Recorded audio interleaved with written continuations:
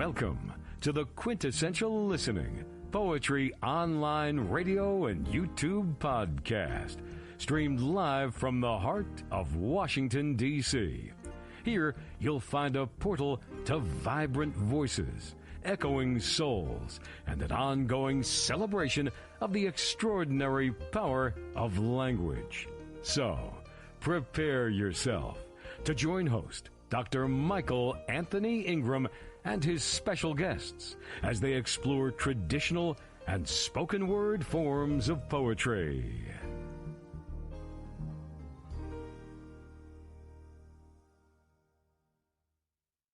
Hello, everyone. Welcome to the program. I have the pleasure of introducing Kenneth Maswabi, an esteemed poet and author and physician from Botswana. Kenneth's latest book, Love, Consciousness, and Humanity, Path of Silence, The Shadowless Dreamer, is a profound exploration of these themes. Please join me in welcoming Kenneth Maswabi to the podcast. Hello, Kenneth. Hello, how are you, Michael? Thank you very much for inviting me. Oh, you're more than welcome. I'm so glad to have you with me. Let's begin this poetic journey. All right? Yes. All right. What is poetry? It's a big question, very difficult to answer, but I'll do my best to answer it. For me, poetry is a spiritual connection. It's a spiritual connection because it's something that came to me. I didn't go out there searching for poetry. So it came to me as I was growing up. Somehow I managed to connect with that spirit that brings poetry. So poetry is different for many people. Some people study poetry, but for me, poetry, I didn't study it. So for me, it's pure spirituality. Well, nice. Is poetry important? Very much. I think for us poets who write poetry, it's not we write for people out there. Actually, we write for ourselves. Poetry is a conversation with yourself, your inner self. So it's very important to talk to your inner self and get to know yourself better. We live in a world where we define ourselves with the outer world. But poetry allows you to go in and find that inner you who is limitless and also vast. And there's no definition to that inner you that you can put on that. So that is the beauty of poetry. It allows you to swim in the ocean of awareness of who you are. Of awareness. That's a very powerful statement. Flesh that out for me. The ocean of awareness. What do you mean by that?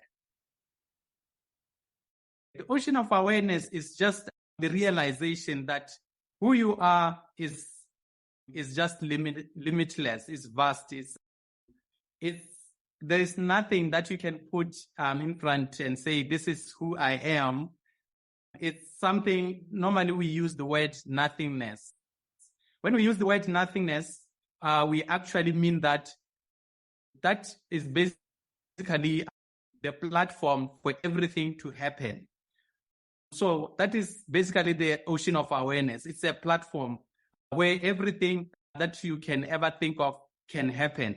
So when you are a poet, especially not me, who I call myself a spirit poet, we become that platform where this poetic spirit can talk to the world through us.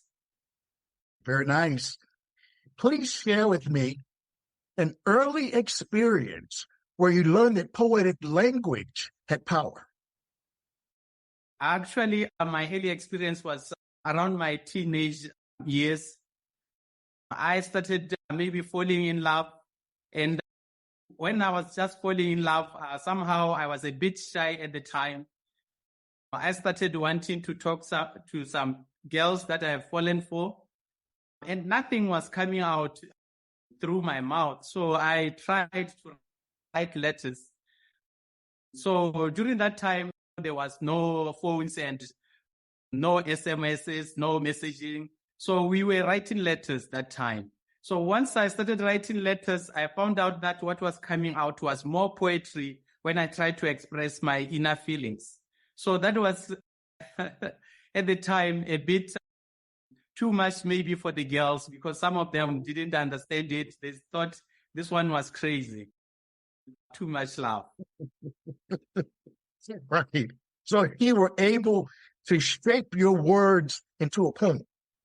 Not necessarily a poem. Even me, I didn't know that I was going to write poetry. But Okay. the way it came out, every time I'm talking about love, what comes out is mostly poetry. At the time, I didn't realize that. But somehow it was a bit deeper. So the girls were like a bit hesitant because they thought maybe this one was a psycho or something. All right. So what do you write about? My book captures what I write about very well. Love, consciousness, and humanity. Those are my passion. The connections between love, consciousness, and humanity is what it's like a pendulum. For me, because I write, not because I go out there to research a poem and start to write. I write because of the spirit or the feeling that is going on either within me or outside my surroundings, the world, what is going on in the world. So all that will influence what I write at the time. But it's a pendulum. It's going between love, consciousness, and humanity. When I say love, I talk of the deeper love, not the love between two lovers. This is now what is normally called unconditional love. That is normally between a human and God. And now we want this love to be known to human beings, that this love is possible. And this is the love. Nowadays, love has been distorted. That's why there are so many problems around love. So we want to dig deep into that love, the unconditional love, where you just surrender yourself to love. And you find that love is limitless. It's the same ocean of awareness again that we come back to as we start to love. Share a poem. My first poem is called Poetry Speaks to Me. Yes. Poetry speaks to me using everyday language. Poetry speaks to me through the awareness of the spirit. Poetry speaks to me through the chord of silence. Poetry speaks to me inside the cubicle of despair. Poetry speaks to me along the path of my madness. Poetry speaks to me at the center of my confusion. Poetry speaks to me through the eyes of peace. Poetry speaks to me outside the gates of logic. Poetry speaks to me inside the tunnel of hope. Poetry speaks to me in the vastness of my imagination. Poetry speaks to me away from the prying eyes of hatred. Poetry speaks to me. It is almost impossible to hear the words of poetry inside the labyrinth of logic and reason. The matrix of knowledge is offensive to the chord of silence. The volume of uncertainty is obstructive to the path of light. The level of anguish is visible to the eyes of poetry, but the wall of ego is prohibitive to the spirit of poetry. Unless one learns to put on the garment of silence, the voice of spirit poetry will remain elusive. Thank you. What is the purpose, Yes. Kenneth, of that piece? The purpose of that piece is to tell you and other people why I write poetry. I write poetry in the everyday language. I write poetry in the simplest form of the English language. But I write poetry that goes deeper into the soul. Using simple terms, normally this is not my language. A poem for me comes as a package. It just comes prepared. For me, I'm a vessel to allow that poem to flow into the world. So normally it takes about 5 or 10 minutes for that poem to come in, and I receive it, and immediately I should put it to pen, or otherwise it just vanishes. So it's a spirit kind of reception of that poem, and you just will have to go along with the poem as you write it. And normally it is very logical. As you go around down it, you find that it's a very beautiful poem. Very beautiful. Now, do you sit and think through every word, or do you write freely and just allow the words to flow through you as a vessel? Yes. Like I said, these words come almost packaged. But the spirit or the ear, somehow the listening will connect the words. It's like those words keep on telling you what is the next word to link with the other words. So you find that these words, even for me, some of the words I have to look in the dictionary and say, I didn't know this word, but somehow it's coming in. So normally I find that I'm learning as well as I'm writing this poetry. Okay. It's taken me a minute to compute what you're saying. I know what you're saying. So what I'd like to know, think I know what you're saying, is that instead of you driving the car, the poem drives the car. Correct? Yes. Maybe let me step back a bit and tell you about the car. Yes. This car is called silence. So I have to be in a certain state for me to write poetry. Normally when I'm busy with my work, when I'm busy with other things, I can't even write a single line of poetry. But once I come down to myself, and now I start to listen to my inner being, my body, mind, and soul becomes one. That is what I call silence. Once I reach that point, it's like meditation. But for me, I don't do meditation just like other people do when they do meditation. For me, silence is where I go to. It's like I sink down to that place where it's silence. Once I go to that place, the first thing I would know is that poetry will start to come. It will start to trickle in. It is triggered by anything. It can be something on TV. It can be something that a person just said, or anything can trigger. Just one word is enough to trigger that poem to flow. So normally that is the case. I have to be in a certain state of being for that poem to come. So that's why I say this poetry is spiritual. To find that silence, is there a certain place that you write, that you go to?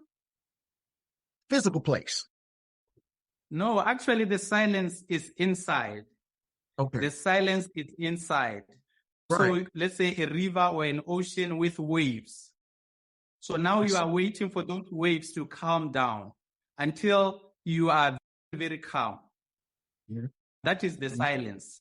Just picture an ocean which is like calm on a calm day. That is what I call silence. With our busy lives, it's like a wavy kind of day.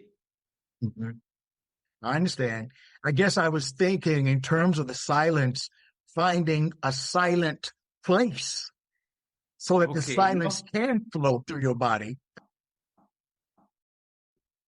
Yeah, this silence, actually, there can be noise outside.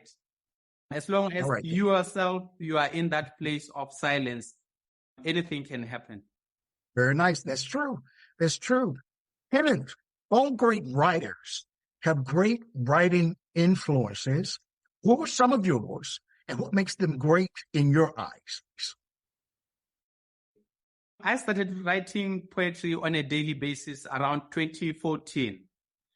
That is the time when I started having time outside like the busy life of a medical doctor.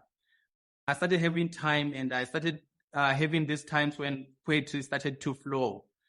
So as I was writing poetry, at first I was just writing what was coming. I didn't understand it.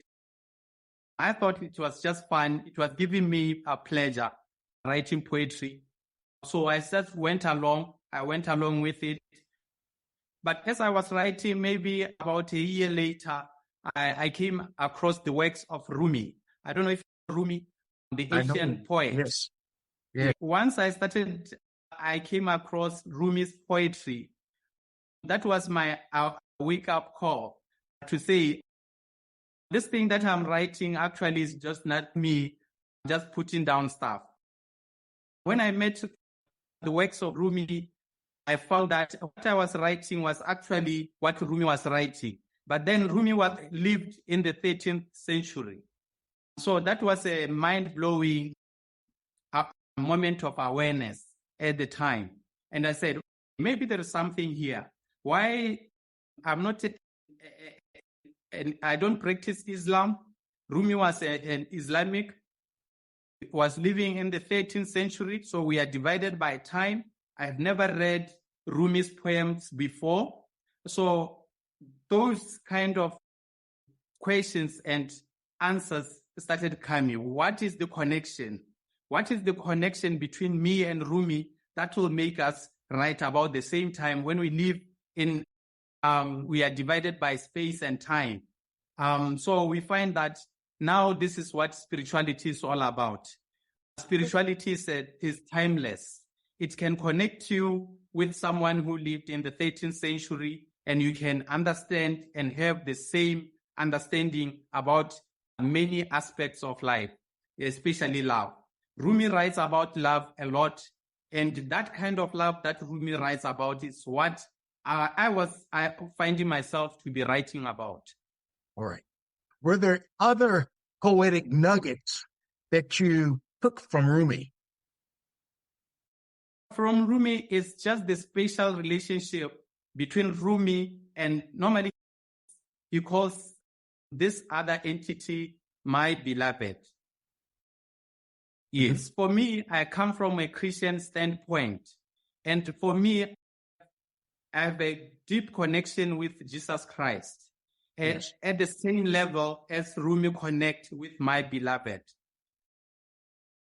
That kind of connection, I find it's the same kind of connection that we connect to God with. So when Rumi says my beloved, normally he refers to this entity that we can call God.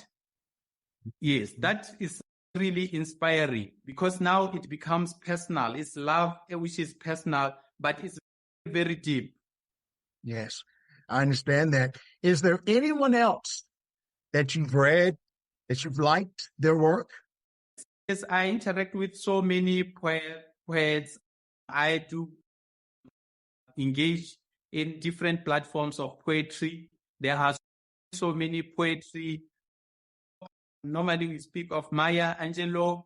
We speak of different poets who have influenced the world. So as a poet, obviously, I'll go through all their works and start enjoying their works.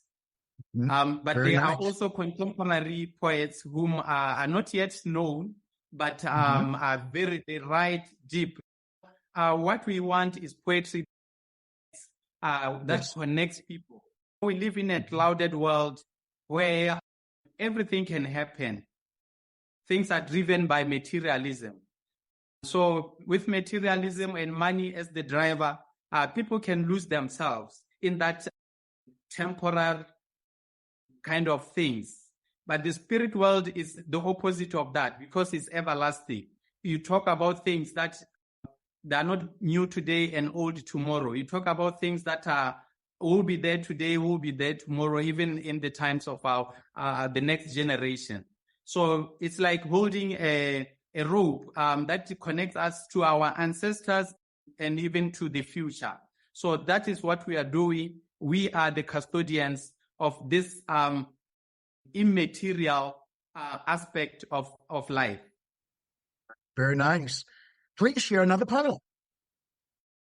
This poem is called The Wise Man from Africa. In many stories, you never hear of this man or woman.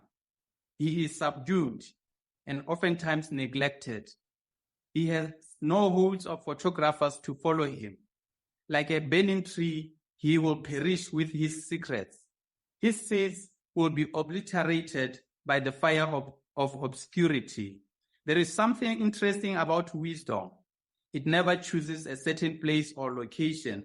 Its nest is already present in all of us. But there are certain conditions that need to prevail before the mystery of wisdom can start to lay its sacred eggs. The Wise Man from Africa is one of those poems, where the mystery is folded in an enigma. To break it open, you don't need hands. You need spiritual eyes to see the latch on its forehead. There are no words inscribed on it, though. It is the prescription of silence that gives it away. The Wise Man from Africa has found the portal of mysteries. No other academic description can describe his newfound state of awareness. It's not born out of the open canvas of the African wilderness.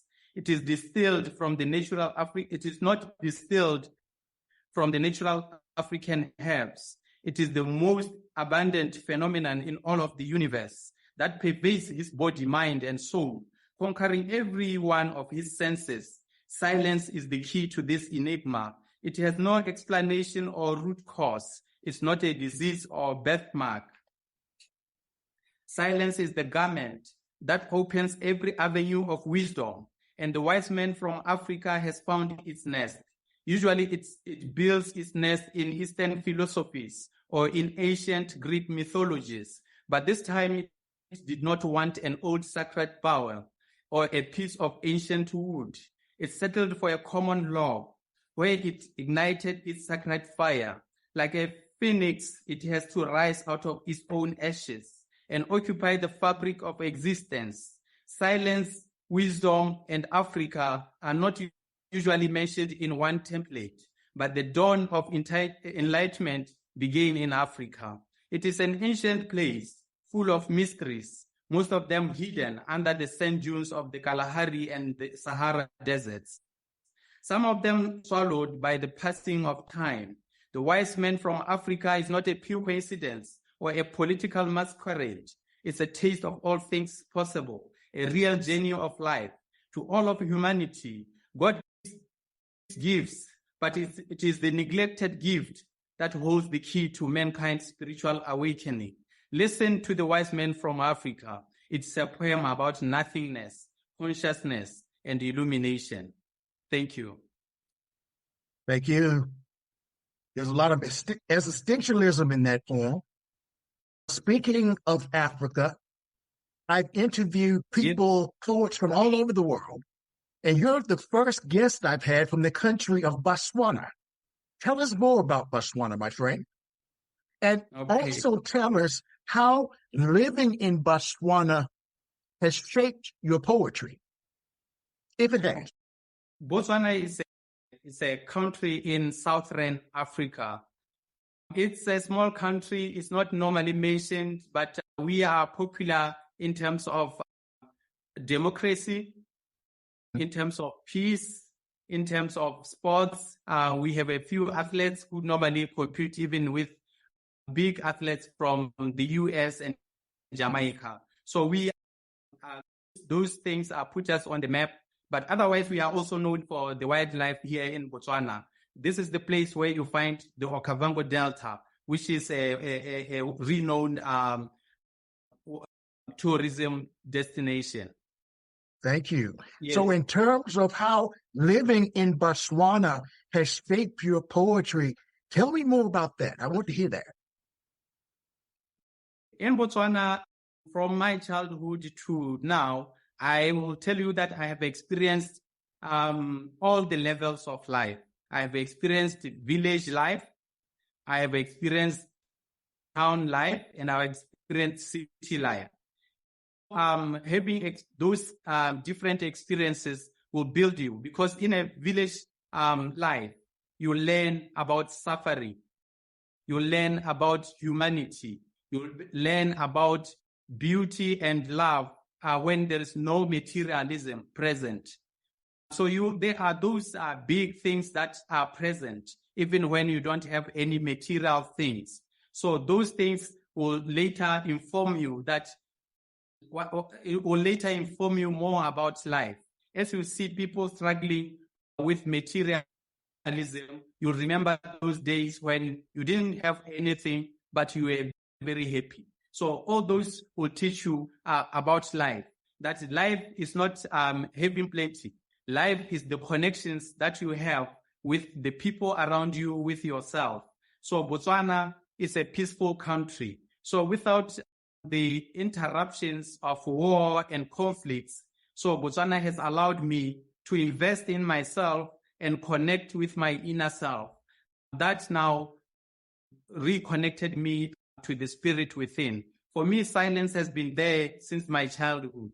But at the first, I didn't understand it. It was something that I knew that normally when other kids are running around, playing around, for me, it's like I'm an observer. I'll be there, but at the same time, something is between me and the participants. So that was the silence at the time. I didn't understand it. It was like, why am I not engaging at the same level as these people to this, whatever was happening at the time? So it was like, I was always the observer who is seeing the interaction between people and what they are doing. And that on its own was I think is the root of all this poetry building up.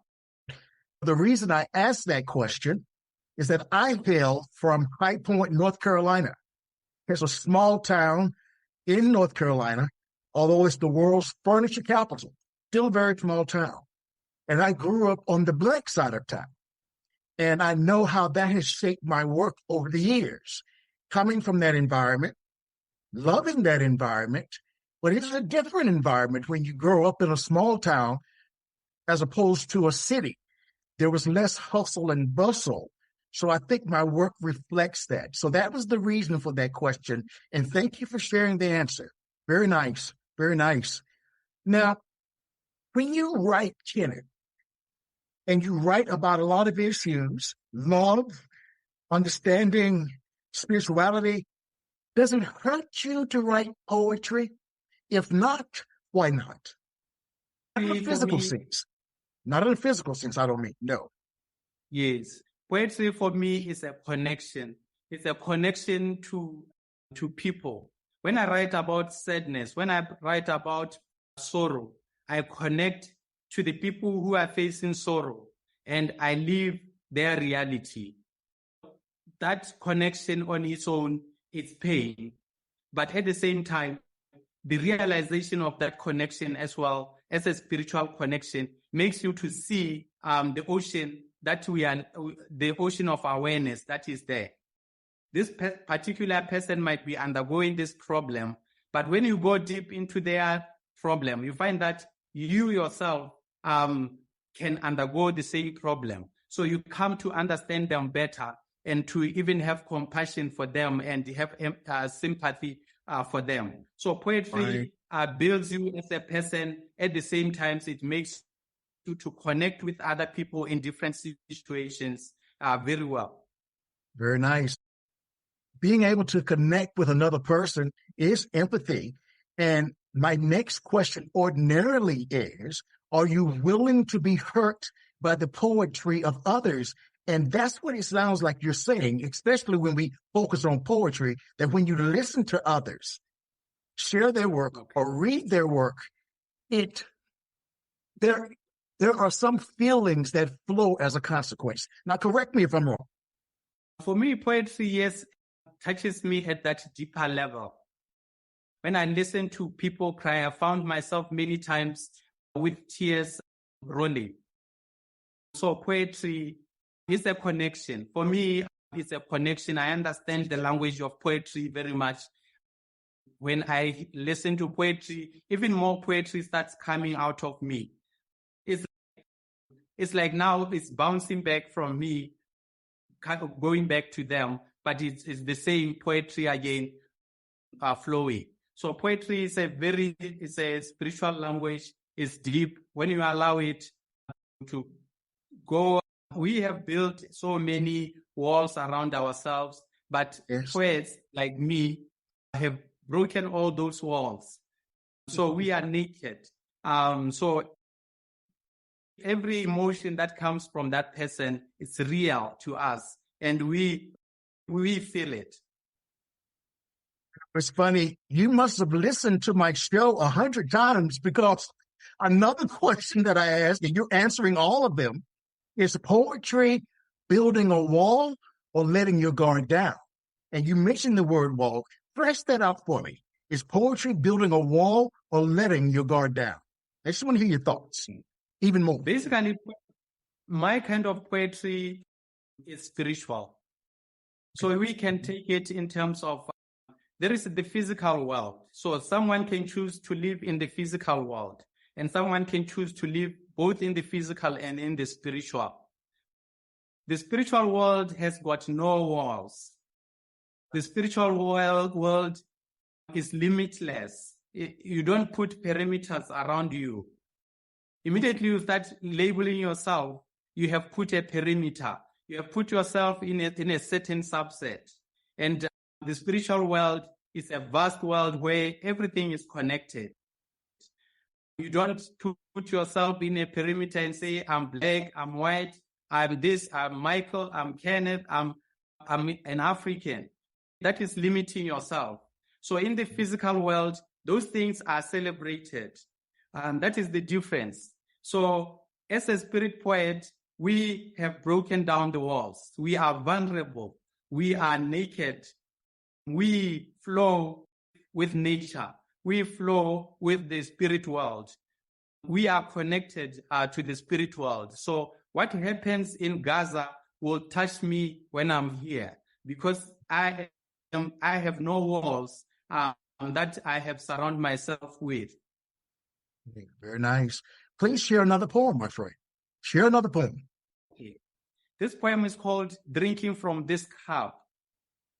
Poetry is an ever-flowing cup of abundance. Drinking from this cup is not only a sacred experience, it is a sacrifice of one's selfishness to receive an open source of selflessness. Poetry does not teach effortlessness. It uncovers the field of abundance and purposefulness and makes you a part of it. Consciousness is not a dream. It is the edge of the dream that has found its funnel. We are this fountain that opens the door of mystery. We are the cup full of the unknown, but we need to recover our long-lost sense of awareness, a realm far more beautiful than our present circumstances. Poetry is a divine world of light. Every word spoken is a beautiful spacecraft that brings a load of pleasantries from the furthest corners of consciousness. It is not possible to be a poet unless one is a poet of mystery. Do not look at me with wonder. Be the wonderful moment that poetry can draw inspiration from. Drinking from this cup is not for the academically attuned. It is for those who have liberated themselves from the clutches of the classroom. It is for the absent-minded, seekers, dreamers, lovers, those who found the nest of silence outside the perimeter of logic. Poetry is a pure form of knowing. It is the ultimate gift from the Creator's studio, and every aspect of it is divine. Drinking from this cup is priceless. Thank you. Very nice. I'd like you to share with me a line in that particular poem that you either felt most proud of or that you felt most challenged to write.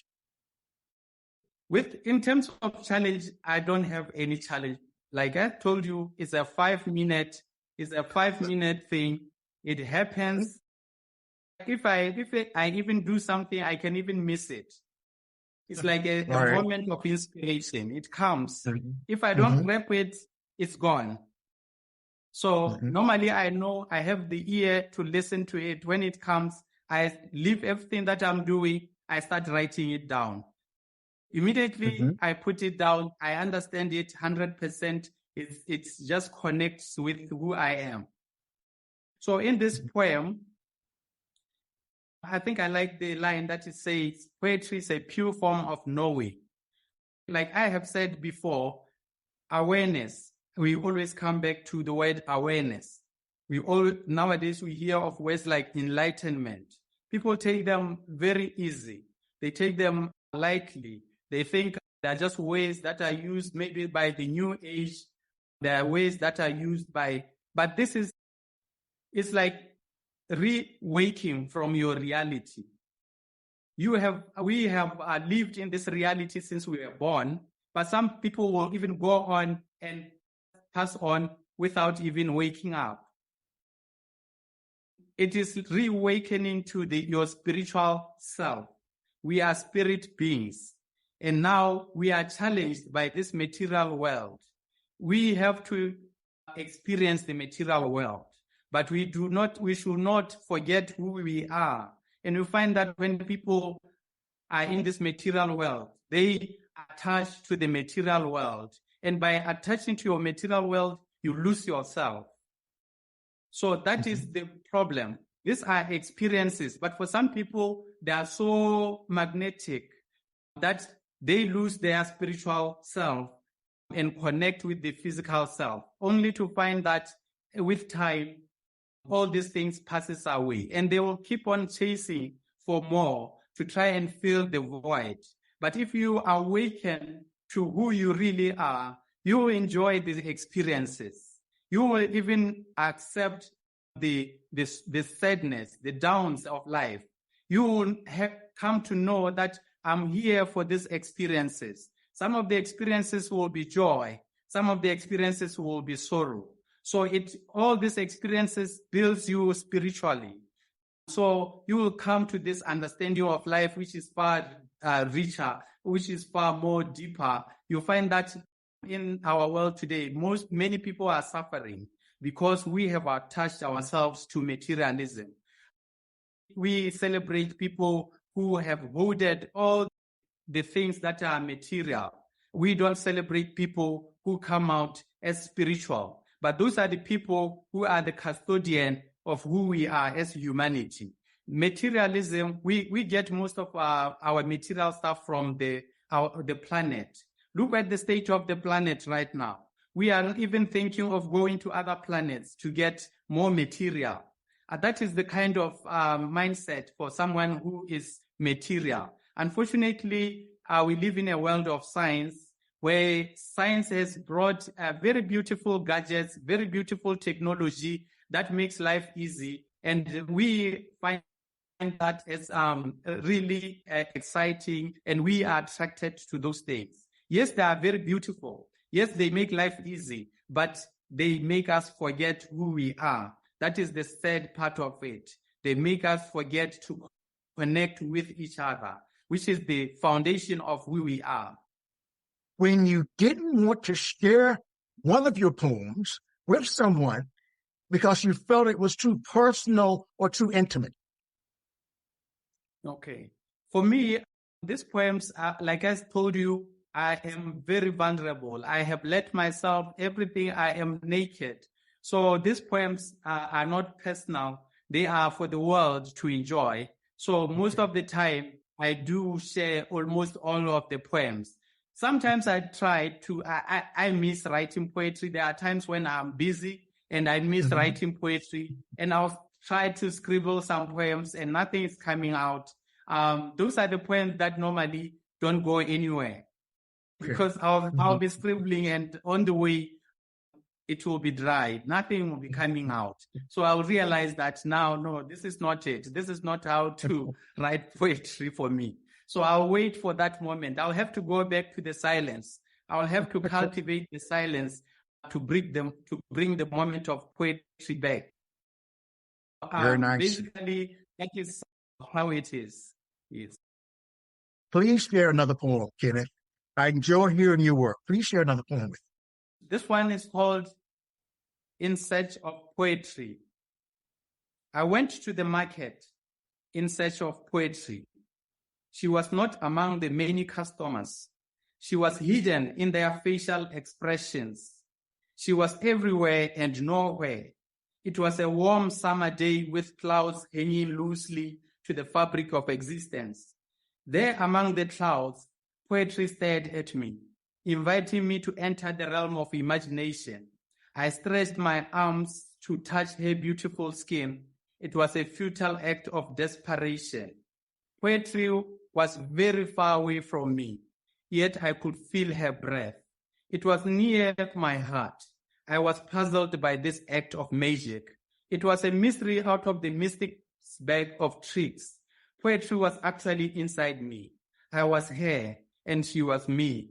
She was the fabric of my existence. Everywhere I looked, she was there. It is a typical day in my life. Poetry is my madness, a true obsessive-compulsive disorder. I'm a spirit poet, and my pen is a river of mystery. I don't know the source of its magical ink, but one thing is clear. Poetry is a form of silence. In my silence, poetry is abundant. In my poetry, silence is abundant. In its manifested form, silence is poetry. Thank you. Wow. I'd like you to share that one again, please. It's called In Search of Poetry. I went to the market in search of poetry. She was not among the many customers. She was hidden in their facial expression. She was everywhere and nowhere. It was a warm summer day with clouds hanging loosely to the fabric of existence. There among the clouds, poetry stared at me, inviting me to enter the realm of imagination. I stretched my arms to touch her beautiful skin. It was a futile act of desperation. Poetry was very far away from me, yet I could feel her breath. It was near my heart. I was puzzled by this act of magic. It was a mystery out of the mystic's bag of tricks. Poetry was actually inside me. I was her, and she was me. She was the fabric of my existence. Everywhere I looked, she was there. It is a typical day in my life. Poetry is my madness, a true obsessive-compulsive disorder.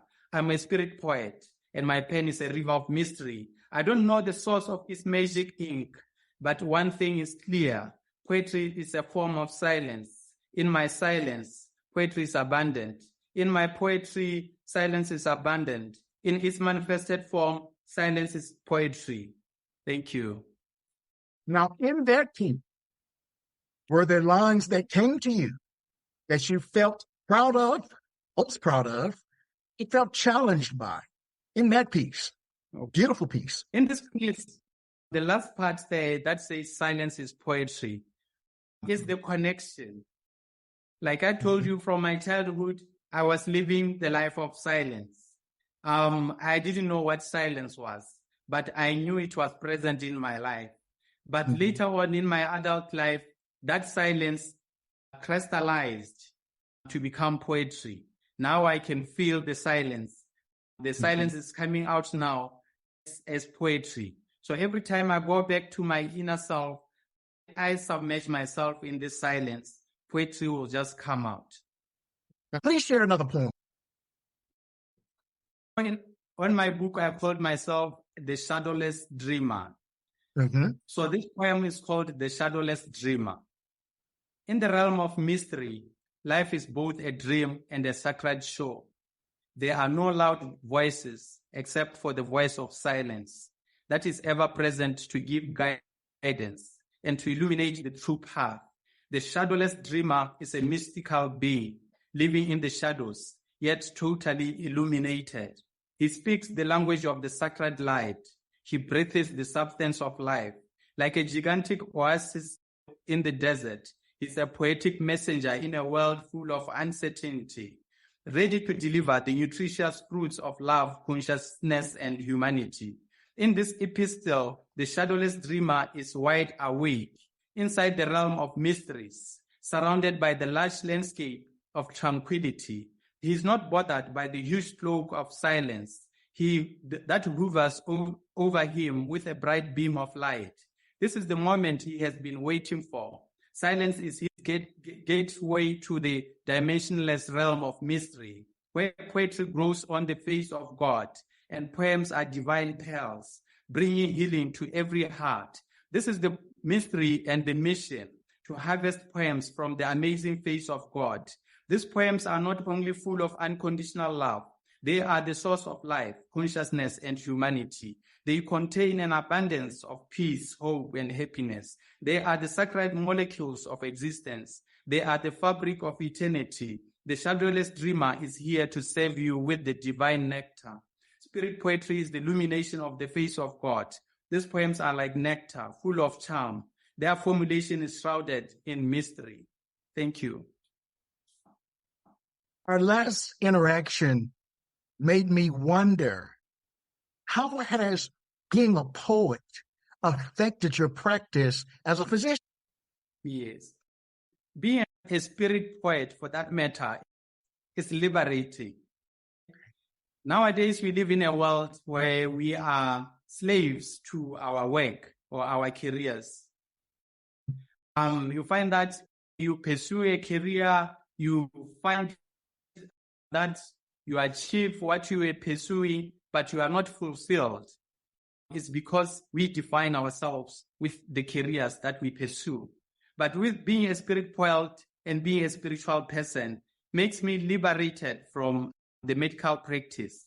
It makes me to accept my limitations. It makes me to understand even the medicine that is not as trendy, as sellable, as people nowadays want cosmetic surgeons, they want neurosurgeons, they want those funky kind of medicine. For me, just general practice brings me to the people. It brings me one-on-one with the human being. And it's very exciting. It's something that I do as a poet that makes medicine my other obsession. So talking to people, trying to come up with solutions to their problems, working with them, building a relationship, building rapport with them, very important to me. For me, that is the beauty of medicine. It's just another level of connection with the other person. I know nowadays we are running after products. We are running out after selling ourselves, making money. But medicine has that aspect of it which is humane, which is a spiritual connection to the other person. People will come to you, and if you connect with them at that spiritual level, you find that you are going to bring healing to their life.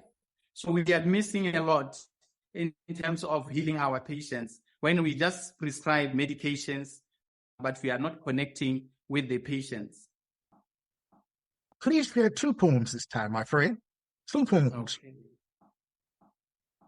So this poem is called The Paranormal Me. I'm a place of extreme paranormal activities.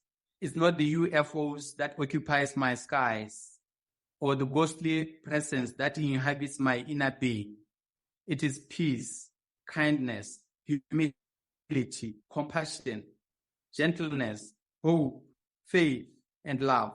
These are extraordinary paranormal activities, especially in today's fast-paced postmodern world and the era of post-truth. It takes great courage to be the open dimensionless field of consciousness. The Paranormal Me is a poem about life inside the tabernacle of being. It is not a life full of the everyday hustle and bustle, where the modus operandi is survival of the fittest. It is an antithesis of the modern dogma of individualism, competition, and materialism. It is a life of devotion to the spirit of goodness. It is an open sacrifice on the altar of consciousness. It's an awakening of the most ancient attributes, the ignition of hope, and the illumination of the open ocean of awareness. This is a state of affairs predominated by selflessness. It is an open declaration of unconditional love. The Paranormal Me is not a poem about madness. It's a poem about sadness and joy. It is the garment of love that is more cherished than materialism. The solid world of emotion, thoughts, and feelings is temporarily halted, and the body, mind, and soul are submerged in silence. This is the art of stillness, which awakens the spirit within, with its paranormal attributes and activities. Thank you. That is the first poem. The second poem is called When I Write. When I write, I'm like a beautiful flower on a beautiful day. You can picture my petals, bright and radiant. Choose your favorite color.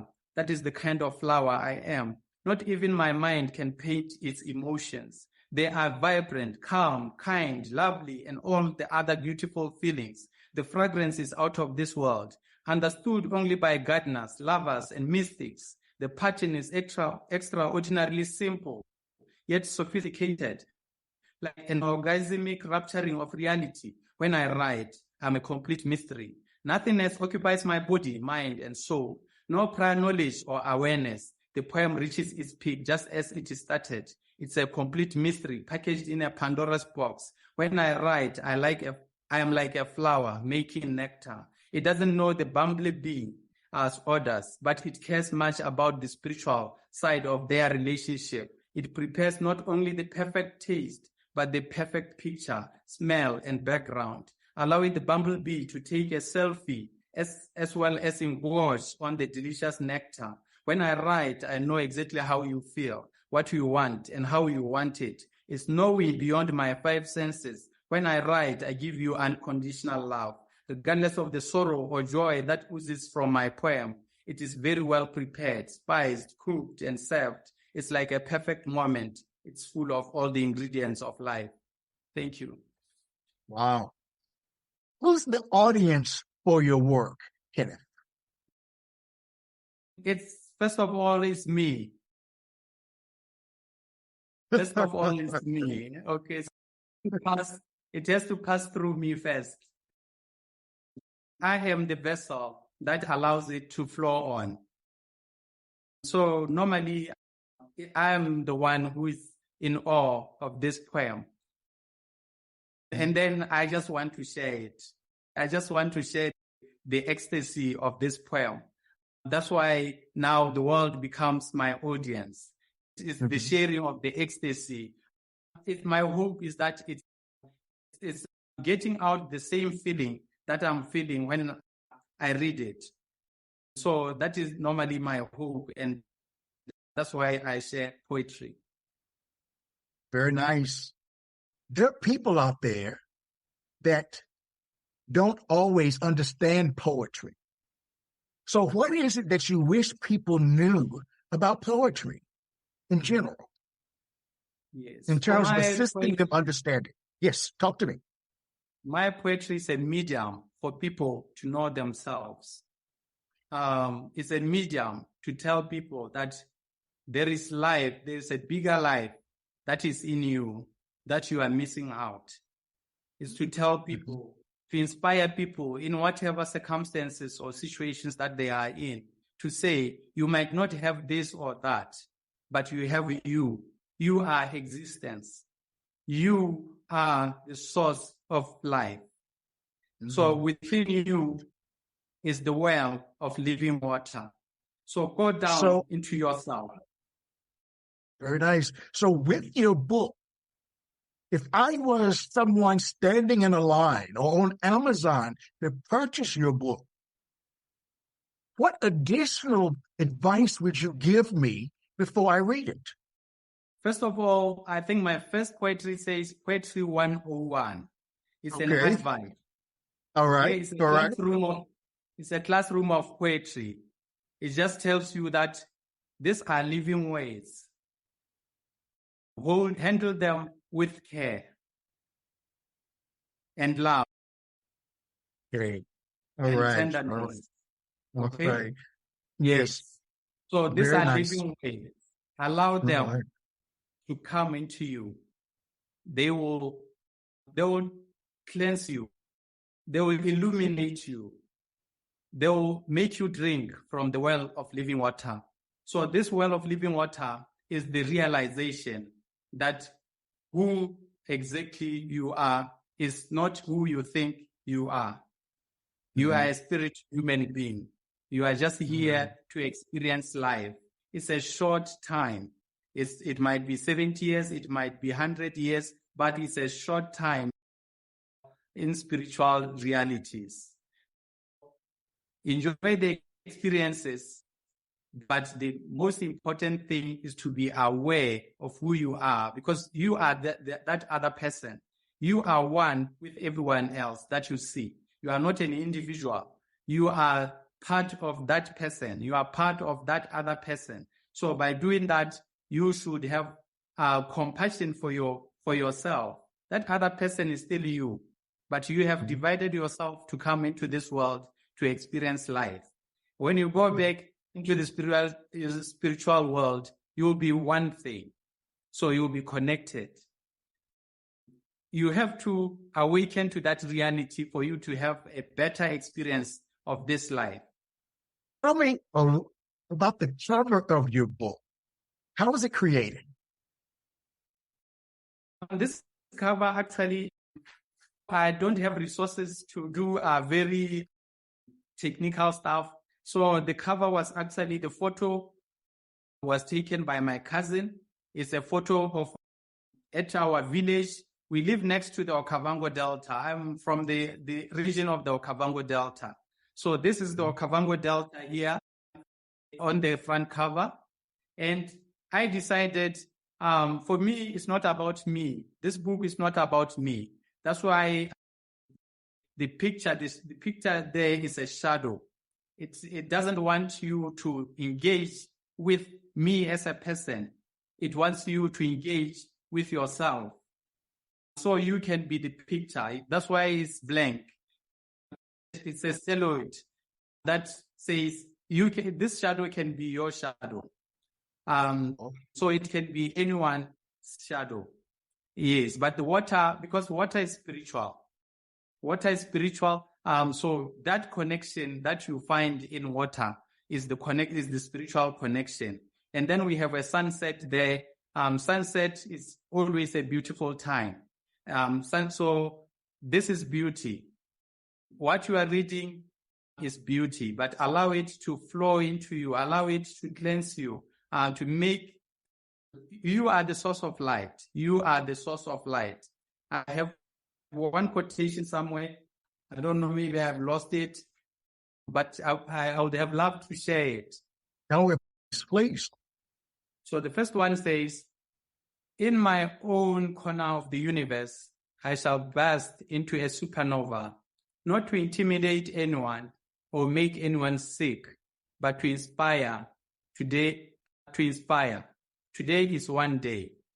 So that is one of the quotations that I made just to inspire people to say, don't be overwhelmed with what you hear. For me, I'm not a preacher. I am a spirit poet, but I'm a Christian and I love my religion very much. Actually, Jesus Christ in his teachings, he was a true spiritual person. That's why for me, Jesus Christ is my inspiration as a poet. I understand. Beautiful. We've reached my favorite part of this program. I view it as being a mini poetry lovers concert.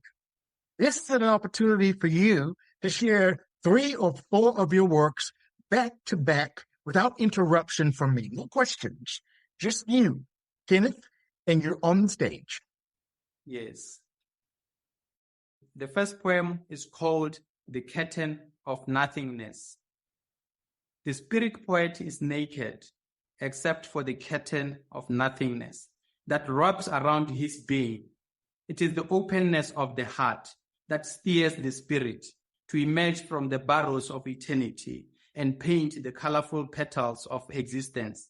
It is the presence of the truth that lifts the vase of knowledge, pouring wisdom into the mouth of life. It is the ocean of love that submerges the poet into waves of ecstasy. The spirit poet is empty except for the substance of nothingness that holds the secrets to the whole of eternity. It is the silence within that showers him with understanding, unloading the contents of the unknown into the palm of his being. It is the fabric of consciousness that weaves a branch of life into the tree of his existence, pouring the breath of life into the fabric of his being. It is the cup of awareness that fills him with hope, and fastening the buttons to the secrets of life, submerging him into the realm of light. The spirit poet is free, except for the fire of love that engulfs his being, illuminating the substance of his soul. The second poem is called "The Poorest Member of the Family." In this family of human beings, life is a piece of bread meant to be shared. In joy, we eat together at the table of happiness. In sorrow, we gather around the cold fire of pain. In this manner, life is a blessing and a sacrifice. Life is the harmonious overflowing of love and the revelation of eternity. Life is a sacred covenant. Now, we dismantle this family of human beings, dissecting the heart of this ancient phenomenon. We extracted the love out of this soul and replaced it with selfishness, branded as capitalism, individualism, and competition. We made life into a race. You either win or lose. You are either rich or poor. The wedge between human beings is forever elongating. The family of human beings is mutilated. Life is a covenant of love, a harmonious system of joy and sorrow, tears and laughter. Life is a tabernacle, a place of worship, a fellowship of human beings. Now we have cultivated 1 trillion hectares of poverty and made a life of suffering a reality for our children. We have multiplied our sorrow, and our tears outnumber our laughter. Love is frozen still in our hearts, and greed, jealousy, and selfishness are roaming the streets. Ego has taken over the family business. Our lives faces an apocalyptic damnation. Humanity is at the edge of the cliff of eternal damnation. Love is our hope and faith. Love is the light that paves the path of eternity. Love is the eternal answer, the sacrifice, and the covenant. Love is the everlasting renewable energy that powers life. Love is the essence of life. Let us remember these words. And these words were said to me by my uncle, Utusang Kobero. You are as poor as the poorest member of the family. Thank you. Oh, the last one. The last one is called My Pen. It is not the contents of this pen that cloud my mind. It is the suffering and pain of my fellow human beings that gives me sleepless nights. I'm pierced by painful memories from my childhood. I'm disturbed by the growing cancer in our streets. Society is hopelessly holding on delusions, promises made by vampires that feed on their daughters and sons, selling them lies from the garden of wickedness. I'm broken into pieces of light to shed light into the deepest wounds and bring healing to the hopeless and fearful. My pen is not a political tool to address the nation or the world.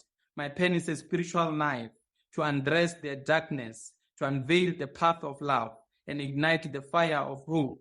My pen does not hold hate or damnation. It is the truth that will set you free. My pen is not a weapon against reality or injustice. It is a scissor that shreds the wicked mind and opens the channel of awareness. My pen is clearly not diluted by evil spells. It's composed of the particles of light to illuminate the heart and pave the way to everlasting life.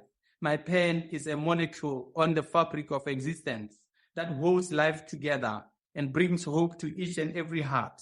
My pen is not a hospital or a church house. It is the Spirit of God that paves the way.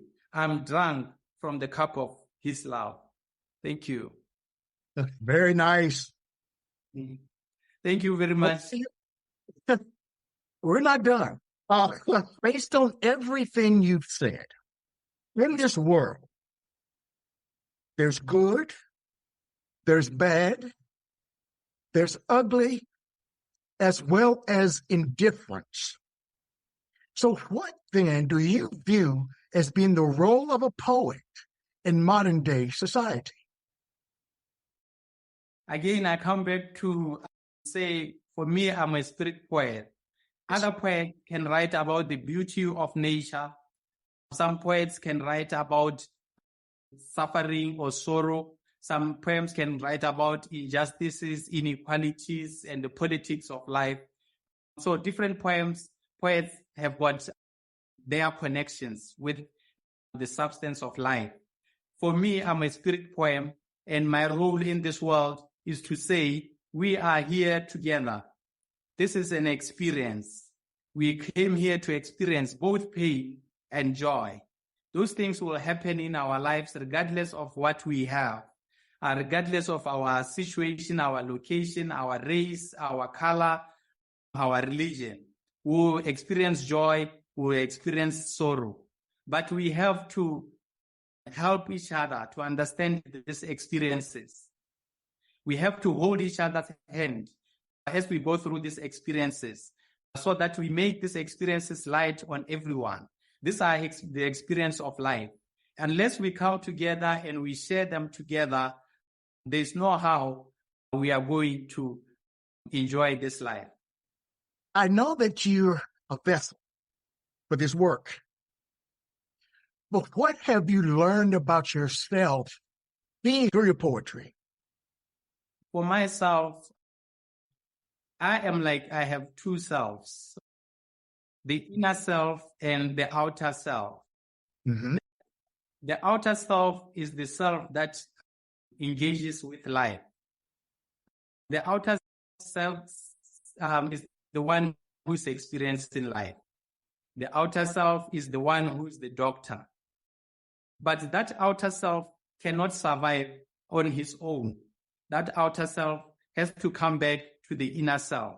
That's why when I come back to silence, I'm coming back to my inner self to say, now, as you have enjoyed life, you have experienced life, now come back and be your true self. The inner self is not defined. Does not have an identity, does not have an attachment, does not have the taste of joy and the taste of sorrow. The inner self is an eternal being. The inner self is close to God. So the outer self has to, every now and then, the outer self has to come back and recharge, because the inner is the source of life. The outer self might sometimes engage with life and get excited by life and even forget about their inner self. But experiences of life will make you to attach to the experience. Once you attach to the experience, your connection with your inner self might get lost. And that is where loneliness comes in. You feel lonely. You are surrounded by people, but you are still lonely. You don't know why you are lonely. It's because you have left your inner self. You are not going back to your inner self. That's why the new religions or the Eastern religions make sense, because they talk about meditation, where they drive you back to your inner self. Naturally, when you do that, when you know that you have these two selves that are engaged, you have to make them one. Every now and then, they have to come together and be in harmony to recharge, because the inner self is eternal. It does not know what tiredness is, does not know what happiness at the level of the human being is. But at this level of spirituality, you are everything. So when you come back to this level, you lose your identities. I lose my being a doctor. I become nothingness. That's why you hear nothingness in my poems. It's because when I come to my inner self, the identities, I leave them on the doorstep. The attachments, I leave them on the doorstep. I become this ocean of awareness that is just there observing life. Again, beautifully stated. Where can we purchase your book? The book was published by Doris Publishers there in the United States. Mm-hmm. I think they're based in, it's Pittsburgh. Okay. Doris Publishing Company based in Pittsburgh. So they have a website that we can go there and buy. It's called www.com. It's also found in Amazon as an ebook and as well as a hardcover. Where do you go from here, Kenneth, creatively? What's next for you? Right now, I'm still finding myself, so I'm struggling. I have so many poems. I want to publish them. I will be happy to share them with the world. But I published my book in 2021.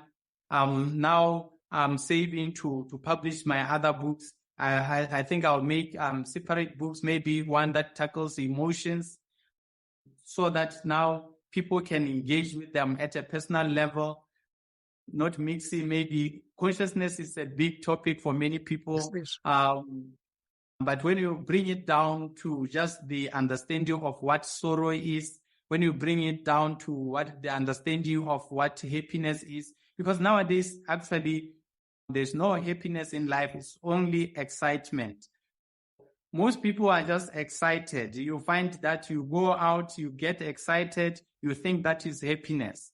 And then you go back to your life, you fall back into your life. That is the problem with today's life. So you have to find the difference between excitement and happiness. You have to know even the dangers of being excited. Being excited also has got those dangers, the same as being too sad. Also being too sad has got its dangers, because there are other forces that are working, and those forces can get you either when you are very excited or when you are very sad. So you have to find the balance. That's why you have normally to come back to the baseline and try to recharge. That's where you get your positive vibrations. For example, let's say you are a surgeon. Your daily job is to be a surgeon, is to use your hands. But then one day, maybe you are unfortunate and you come into an accident, you lose both of your hands. Most people will fall into depression immediately, because all of their life, they have defined themselves as surgeon. So that is what we need to lose. We don't have definition. We are spirit human beings. We can survive in whatever circumstances, in whatever way. Life is a journey. It will change as we move on. And there will be times when things are good. There will be times when things are bad. You can lose some of your parts or some of your relatives. It's a journey. So by understanding these things, you'll find that you will know what life is all about, and you won't fall a victim of, when you have any misfortune, you find that you fall victim to that. We are not victims at any point of our lives, even when we lose loved ones, even when we lose parts of ourselves, we are still powerful. But we have to understand that. That is the awareness that we talk about. We've reached the end of our poetic journey, but I'd like to thank you for being my guest. You're a remarkable man, a remarkable poet. I love your work. Your book is titled Love, Consciousness, and Humanity, The Path of Silence, The Shadowless Dreamer. I view you as being a gift to the universe in terms of what you bring to this world through your word and your craft. I'm very humbled to hear that. I'm very humbled to hear that. It's a joy. It's a joy to hear that, because that is what humanity is all about. And that is what we are missing when we see poverty in the streets, when we see violence in the world. We are missing out on who we are. We are beautiful beings. We are very beautiful, and we need to reconnect to our inner self to find that beauty. Thank you very much, Michael, for giving me this opportunity to converse with you, to chat with you, to share my poetry. It's my pleasure. You have expanded my platform. I'm very thankful to you. I thank God that He has brought you to my life. And I know God, now I am even reassured that God exists. Thank you very much. Thank you. I'd also like to thank the viewing and or listening audience. And as I share with you every time we're together, let poetry ring somewhere throughout the land. Thank you. Wow. Very nice way to. Still craving poetry? Hundreds of episodes of the Quintessential Listening Poetry online radio and YouTube podcast are available to listen to or download on iTunes, Spotify, and other streaming platforms. To learn more about the popular podcast or how to become a guest, visit www.QLPORYT.com. Till next time, take care and let poetry ring somewhere throughout the land.